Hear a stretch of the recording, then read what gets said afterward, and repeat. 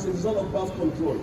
That is why, although they have this tendency for supremacy, they have this tendency for racism, but at the same time, they have to open their doors for migrants to come, because they don't have people to work in the industries. They don't have people to work in the military as a result of population crisis. The Muslim world is not facing population crisis. Mr. Vice Chancellor, Your Excellency, population has never been a crisis. Population has always been a resource. Human population has always been a resource. Population would only be a crisis if you leave the population and abandon it uneducated, unmoralized, and so on and so forth. When you have lots of uneducated population, then you have a crisis at hand. But population has never been a crisis. How could the human potential, the human resource is the biggest resource? Because the whole world has been rendered to man. وَسَخَّرَ لَكُم مَا فِي الْأَرْضِ جَمِيعًا. So human resource can never be a crisis. How can human resource be a crisis when Allah has said, وَلَقَدْ كَرَّمْنَا بَنِي آدَمَ وَحَمَلْنَاهُمْ فِي الْبَرِّ وَالْبَحْرِ وَرَزَقْنَاهُم مِّنَ الطَّيِّبَاتِ وَفَضَّلْنَاهُمْ عَلَى كَثِيرٍ مِّمَّنْ خَلَقْنَا تَفْضِيلًا. How can human population be a crisis? So this is a potential for the Muslim population, and at the same time is living in the Muslim countries. 20% of the Muslim population are living in non-Muslim countries. When you take, for example, India is a non-Muslim country, but you know, the Muslim population of India put together is bigger than the population of the entire Arab world. The Muslim population in India, Muslims in China, Muslim in Thailand, Muslim in Brazil, in the Americas, and so on and so forth.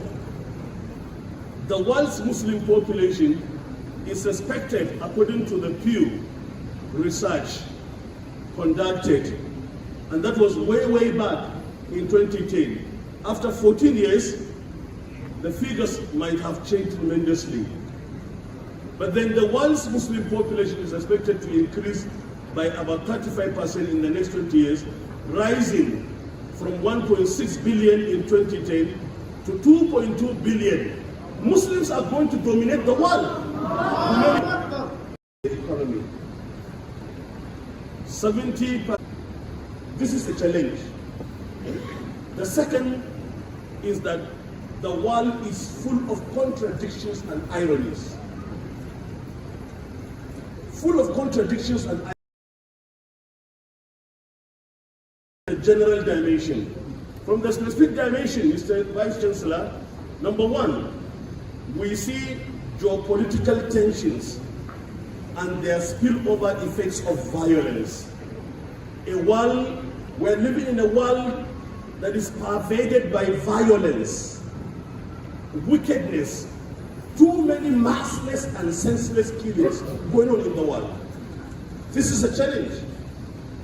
How can we tame this phenomenon of too many massless and senseless killings going on in the world? In the Nigerian situation, the situation is just terribly ugly.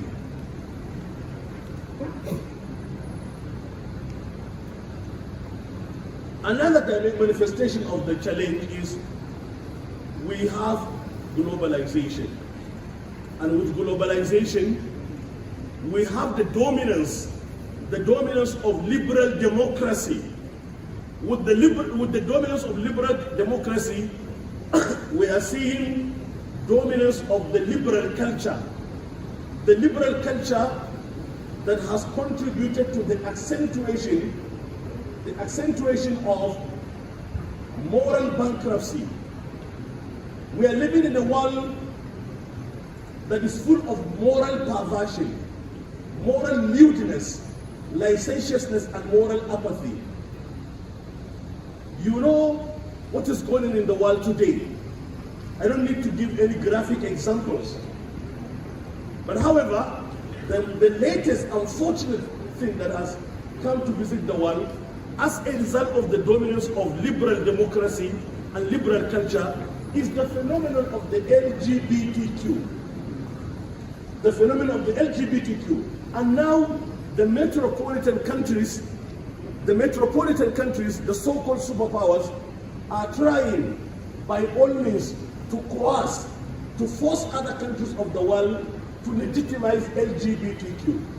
Your Royal Highness, LGBTQ means the legitimization of lesbianism, homosexuality, bisexuality, transgender, QI, and intersexual cultures. If there is if birth control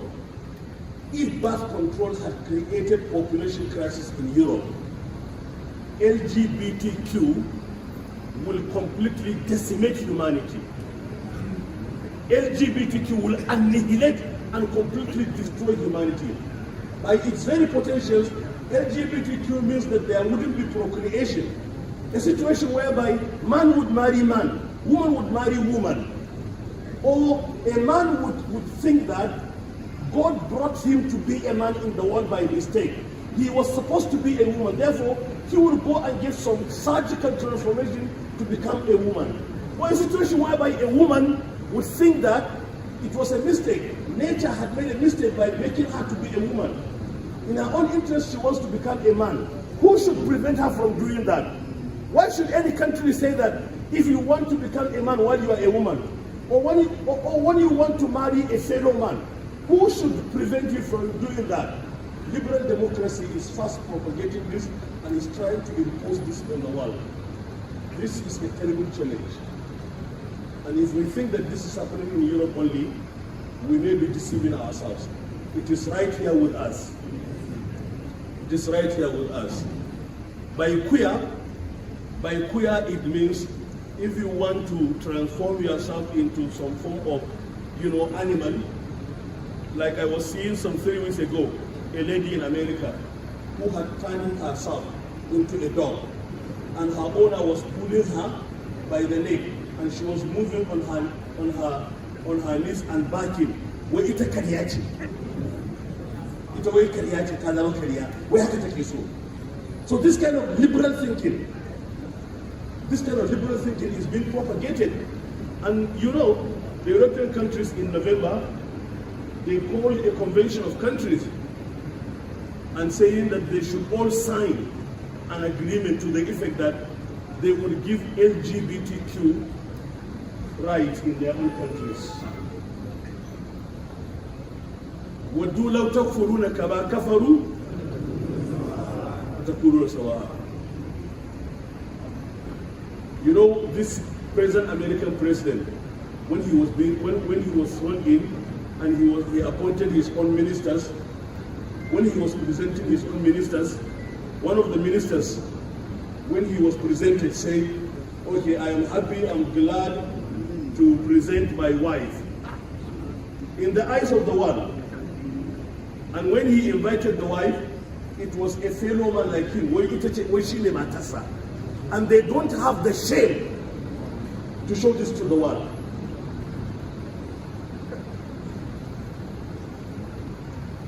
With free market economy dominant in the world, Mr. Chairman, with free market economy and the growth of economic inequality, we are in a world, like I was saying, the challenges are either manifested in misery or in contradictions and ironies. With free market economy, we are living in a world more affluent than ever before. A world that is more affluent than ever before.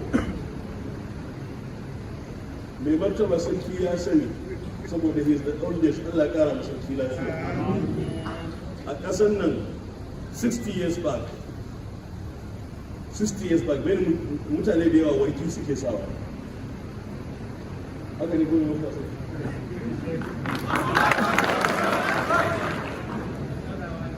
But today, although we complain, isn't it? But today, most of you that are here have at least not less than 5 sets of clothes. All of you. So the world is more affluent than before, whereas in this world that is more affluent than before, millions are dying of hunger and disease. This is the contradiction and the irony. Although we are living in a world that is more affluent than before, but more people are dying of hunger and disease. The rich are becoming richer as a result of free market economy, whereas the poor are becoming poorer. The Bretton Woods institutions are ensuring that richer nations are becoming richer. Who are the Bretton Woods institutions? The World Bank, the IMF, the World Trade Organization, and others. They are ensuring that rich countries become richer and poor countries become poorer. It has been said that 1%, okay, it has been said that 1% of the world population today controls more than 80% of the world's riches and wealth. We're living in a world in which man has landed on the moon, but man has not been able to bring happiness to himself. Ironically, Mr. Chairman, while man has landed on the moon, but man has continued to destroy his own environment. So we are facing global environmental crisis and climate crisis in the world. But man has landed on the moon. What an irony.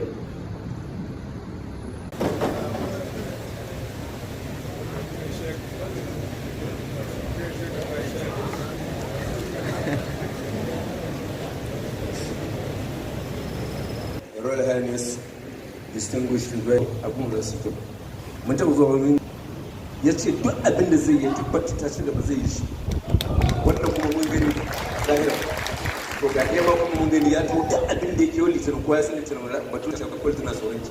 Da matuwa su ke jingina ce saboda kumbar Musa jami'ar nan da ci gaban jihar kasar nan gashi ya zo ga muna kallon sa Allah saka mutawa sarki. A wannan lokacin wannan kwazan da ya ci shugaban jami'ar mu da sauran shugabannin mu vice chancellor deputy vice chancellor da registrar sauransu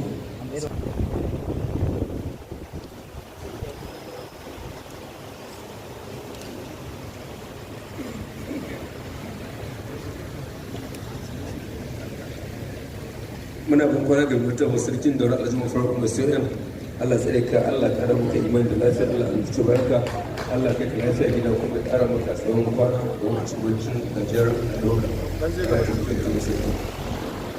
Immediately after the departure of Royal Highness was combined to continue the defense assistance that is in the program. The Vice Chancellor and members of the management team and all of the